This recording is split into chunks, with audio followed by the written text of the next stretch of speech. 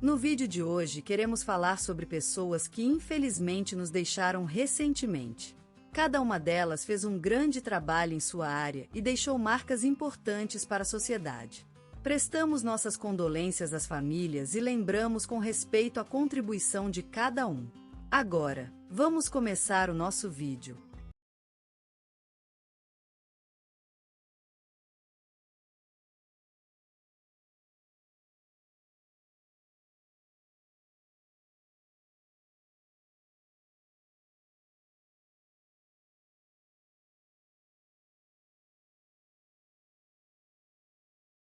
Hoje morreu Antônio Martins de Souza, aos 85 anos, em sua casa da Rua dos Tulipás, em Jardim das Flores, cidade fantasiosa de Minas Gerais. Faleceu tranquilamente no seu leito, com a vista para o jardim onde plantou inúmeras flores ao longo da vida. Antônio nasceu na vila de Santa Esperança, em Minas Gerais, filho de humildes campeiros que sempre o instruíram a amar a natureza e cuidar do próximo. Aos 18 anos, mudou-se para São Paulo para estudar engenharia, onde conheceu a sua esposa Maria, que morreu de câncer 5 anos atrás. Antônio foi engenheiro civil por mais de 50 anos, responsável pelos projetos de várias estradas e pontes em todo o Brasil. Seu trabalho lhe rendeu a Ordem do Mérito Cultural, além da Medalha da Inconfidência, que ele recebeu em 2015 por seus esforços para preservar as terras históricas do país. Além disso, Antônio era apaixonado por jardinagem e sempre dedicava parte do seu tempo a cuidar de sua horta, onde cultivava diversas frutas e verduras. Ele também tinha uma coleção impressionante de selos que começou quando ele tinha apenas 7 anos. No telejornal da Globo, foi lembrado como um dos maiores engenheiros do Brasil e sua morte foi comemorada pelo presidente da República. No programa da Rádio Nacional, elogiaram a sua carreira e legado, que viverá para sempre. Antônio será lembrado como um homem dedicado ao seu trabalho, que sempre prestava atenção aos detalhes e nunca perdeu sua paixão pela engenharia. Ele foi professor de inúmeros engenheiros que se tornaram famosos no Brasil e ao redor do mundo. Ao longo da vida, Antônio sempre gostou de ouvir música na velha vitrola de sua sala de estar, onde tinha uma prateleira cheia de discos antigos.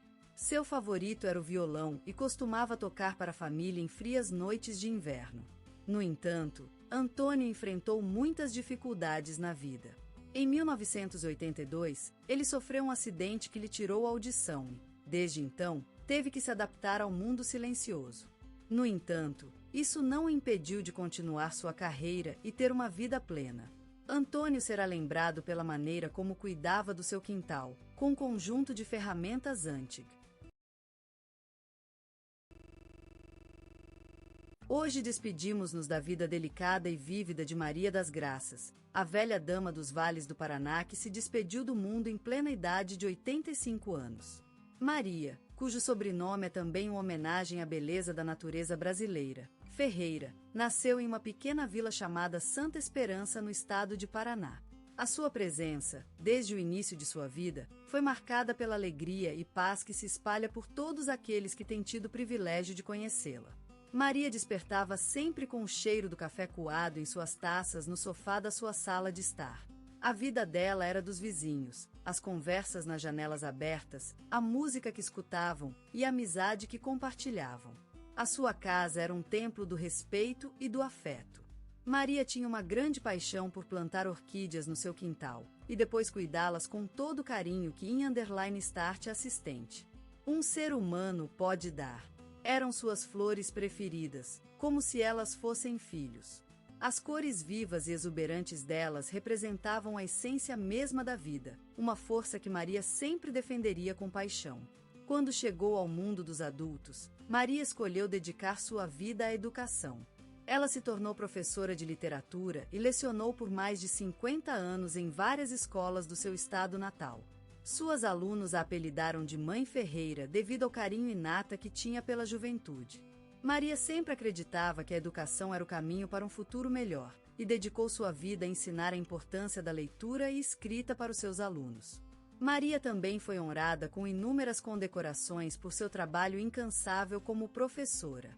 Em 2015, recebeu o Prêmio Jabuti em reconhecimento aos seus esforços e dedicação à literatura brasileira. Além disso, em 2019, ela foi homenageada pela Universidade Estadual de Maringá com o título de professora emérita, uma distinção que reflete a enorme influência que ela teve na educação brasileira. Entre as tragédias que Maria viveu, destaca-se a perda do seu único filho em um acidente de carro em 1987. Desde então, Maria dedicou-se com mais força à sua obra literária e ao ensino das crianças. Ela escrevia poemas para o filho que nunca mais veria e, com a passagem dos anos, seus versos ganharam vida e foram compilados em um livro chamado Cartas para Tiago. A obra foi uma homenagem à sua memória e se tornou um presente especial para todos os pais que perderam filhos prematuramente. Maria das Graças deixou este mundo, mas suas obras e legado continuarão a viver por muitas gerações. Ela era mais do que uma professora, era uma mãe, uma irmã, uma amiga e uma mulher incansável em sua batalha pela educação e pelo respeito à vida. Sua vida foi marcada por milhares de gestos, sonhos realizados, olheiros, quartos, flores, ruas, livros e atitudes. Maria das Graças será lembrada como a mulher que sempre acreditou no poder da literatura para transformar vidas, que plantava esperança num mundo de incertezas e que, com suas mãos manchadas de tinta e sua voz cantando amizade, ensinou a todos que a vida é muito mais do que apenas viver. E, assim, Maria das Graças, vive em nossos corações para sempre. O sol declinava sobre a cidade, enquanto Benito de Paula se afundava em seu mundo interior. O pianista sentia-se cercado pelas harmonias de suas composições, que pareciam escoar das páginas do tempo, levando consigo o ritmo do samba e o suave fervor do bolero. A sua voz, rica e envolvente como a dos maiores cantores brasileiros, se mexia entre as notas, ressuscitando as lembranças de um passado cheio de canções e sonhos. Nascido em uma família de músicos, Benito sempre foi apaixonado por ritmos que dançavam no coração da terra brasileira. A música era sua vida, a criação das composições seu ofício sagrado. Em meio ao tumulto e às vertigens da vida, ele encontrou refúgio em seus acordes sonoros e em suas notas que deslizavam pelo piano, como as águas do Rio de Janeiro deslizando pela pedra. A sua voz, intensa como a paixão por si mesma, tornou-se o meio pelo qual Benito de Paula compartilhou seu universo interior. As letras de suas canções eram pinceladas com as cores da vida brasileira: futebol, carnaval, amor e saudade. E o piano, instrumento central na sua música, era a tela em que ele pintava seus sentimentos, suas esperanças e sonhos. O cenário da cidade de São Paulo, com seus arranha-céus e suas ruas animadas, ficou eternamente marcado pela magia das composições de Benito. Cafés cheios de gente cantando as suas músicas, pessoas dançando samba em rua durante o carnaval, os olhares enciumados de fãs em seus shows. Todas essas cenas são testemunhas do legado daquele pianista e compositor que deixou um marco na música brasileira. As vertentes do samba e do bolero, unidas por suas mãos, deram vida a uma sonoridade única que levou Benito de Paula a se tornar um ícone da cultura nacional. E o tempo parecia parar em torno dele, enquanto ele tocava no piano, como se as notas tivessem a capacidade de congelar os momentos, de manter a magia viva para sempre. Como um pintor que cria obras-primas, Benito de Paula marcou a história da música popular brasileira com sua voz intensa e suas melodias envolventes, levando o samba e o bolero às mais altas esferas do amor, da saudade e do desejo. E a sua música, como uma floresta densa e fecunda, continua se espalhando por todo o Brasil, como um testamento da beleza e da força da música brasileira. Em Nova Friburgo, onde as colinas se erguem como sinais de terra, entre o céu e a terra, nasceu Benito de Paula, um menino encantado pela magia do som. A vida era simples, mas cheia, e a música, como uma flor que brota através das fissuras da estrada, fazia parte dessa beleza primitiva, desta realidade que se elevava e se desmoronava ao redor dele. A casa de sua família era um tesouro de ritmos populares, onde sambas, bossas e choros dançavam em círculos invisíveis, enquanto as vozes dos cantores, como olhos vividos, observavam o mundo através das gravadas. Benito, um menino delicado com olhos grandes e cabelos morenos, era uma espécie de guardião dessa mágica que a vida havia oferecido para ele.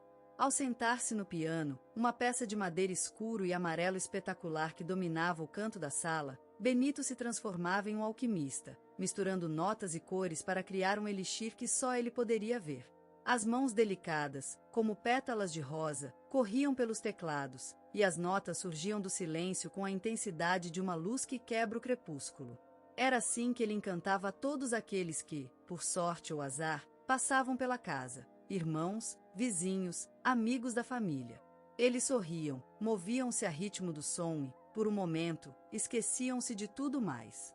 Para eles, Benito era uma fonte de vida, uma espécie de poeta encantador que transformava o silêncio em música e a chuva de sentimentos em melodias. Aos poucos, a habilidade dele começou a despertar o interesse da comunidade, e ele foi convidado para tocar em eventos locais. Aos olhos de sua família, era como se um anjo estivesse voando com eles, carregado por um sonho que tinha tomado forma. Eles sabiam que havia algo especial em Benito, algo que o separava dos demais. A música, para ele, era uma espécie de diálogo entre a alma e o mundo, um lugar onde as emoções encontravam um corpo, um refúgio. A cada nota tocada, cada acorde construído, Benito vivenciava um pequeno milagre, uma conexão com o universo que o levava à mais profundidade de si mesmo. E foi assim, nessa terra que se ergue entre o mar e as montanhas, que surgiu um menino, cujo nome seria lembrado pelos tempos futuros.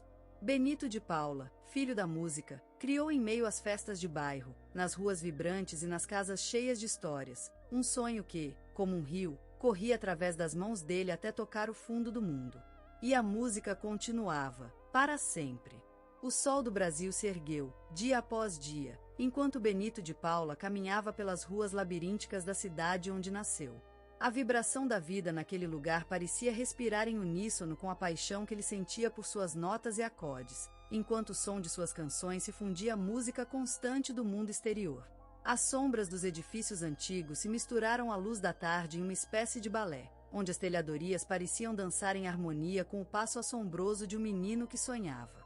Nessas horas, a jovem mente de Benito foi forjada no calor da arte e no fogo da inspiração. Os bares pequeninos eram seus refúgios, santuários onde o silêncio era cortado apenas por violões e vozes, onde a poesia das canções se transformava em sacrifícios sonhos, onde o mundo parecia estar parado para ouvi-lo. Lá, no meio do estouro de risadas e da música que vibrava nas paredes, ele encontrou seus companheiros de viagem, homens e mulheres que compartilhavam do mesmo fogo, que acendiam seu coração com a mesma lama.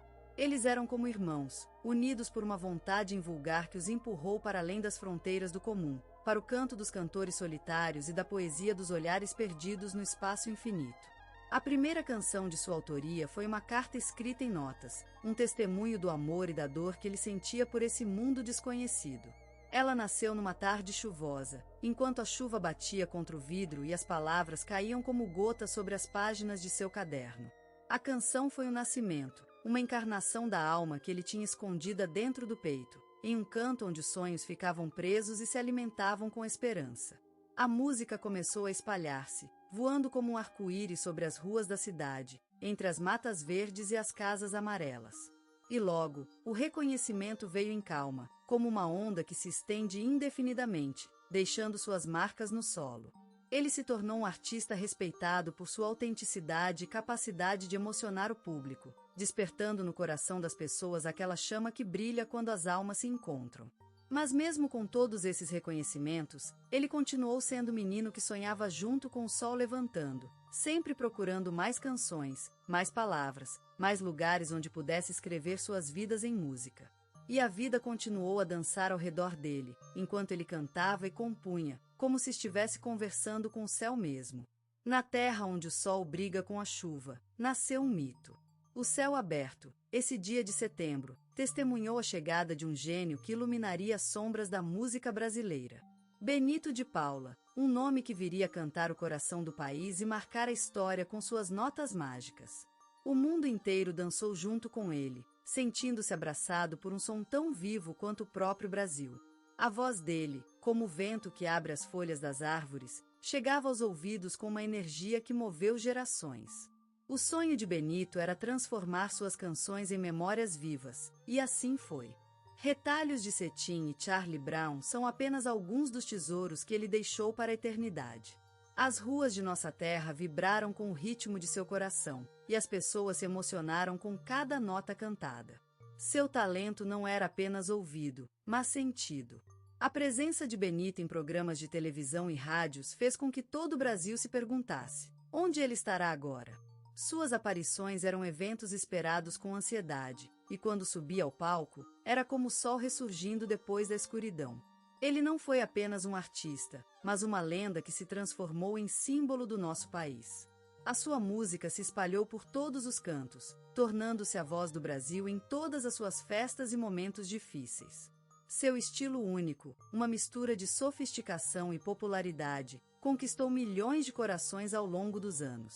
Com um disco de ouro em mãos, Benito de Paula se consagrava como um dos grandes nomes da música brasileira. Suas músicas foram e continuam a ser o testamento de sua vida, uma homenagem à sua paixão pela arte e ao amor pelo Brasil. Seus sucessos não são apenas canções, mas histórias que vivem em cada um dos nossos corações. O mundo do Benito era um lugar onde o tempo parecia parar. Em cada nota cantada, em cada palavra dita, ele compartilhava uma peça de seu espírito imenso. A sua música era a alma da terra brasileira, e seu legado continua a viver dentro de nós, vibrando em cada bato de coração. Benito de Paula, um gênio cuja luz continuará iluminando o caminho da música brasileira por sempre.